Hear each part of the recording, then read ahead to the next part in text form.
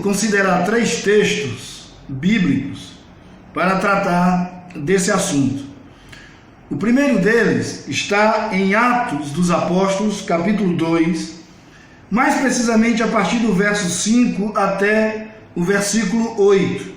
Nesse texto de Atos, fica muito claro que o texto está falando de línguas não como sendo línguas de anjos, não como sendo línguas espirituais, mas idiomas, dialetos. A manifestação do Espírito Santo e o milagre operacionalizado pelo Espírito Santo foi no sentido de que todos ouviam línguas diferentes, idiomas diferentes, dialetos diferentes, como se fosse na sua própria língua. O texto diz, Atos 2, a partir do verso 5 até o versículo 8.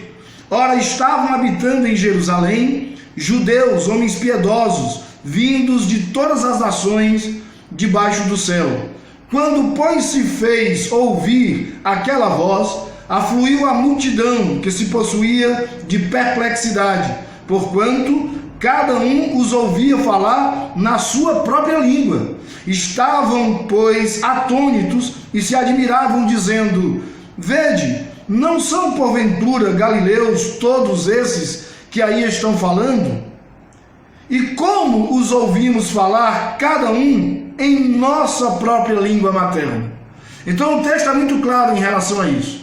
Todavia, há um outro texto que está na primeira carta de Paulo aos Coríntios, no capítulo 14, o versículo é o versículo de número 2, e nesse texto da carta de Paulo aos Coríntios, aí eu entendo que Paulo está falando de línguas de anjos mesmo, de línguas espirituais, pois o texto diz o seguinte: pois quem fala em outra língua não fala a homens, senão a Deus, visto que ninguém o entende, e em espírito fala mistérios.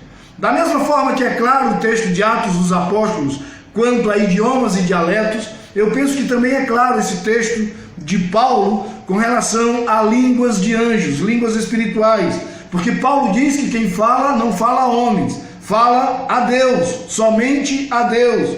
E Paulo diz ainda que ninguém consegue entender aquilo que se fala, porque em espírito esse fala em mistérios. E ainda na mesma epístola, na mesma carta de Paulo aos Coríntios, no capítulo 13, Paulo cita as duas formas.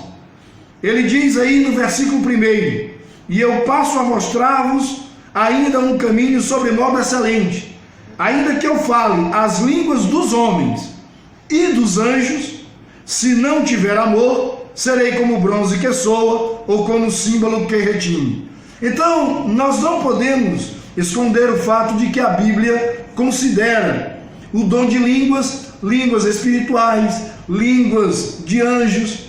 Isso é inquestionável. O texto fala de forma muito clara sobre isso na carta de Paulo aos Coríntios. Todavia, o mesmo apóstolo Paulo diz que esse não é um dom que deva ser prioritariamente buscado ou procurado, porque no capítulo 14, versículo 1, ele diz: segui o amor e procurai com zelo os dons espirituais, mas principalmente que profetizeis, ou seja, o dom de anunciar, de pregar o evangelho, de proclamar a palavra de Deus. O dom de línguas não é considerado como o principal dos dons.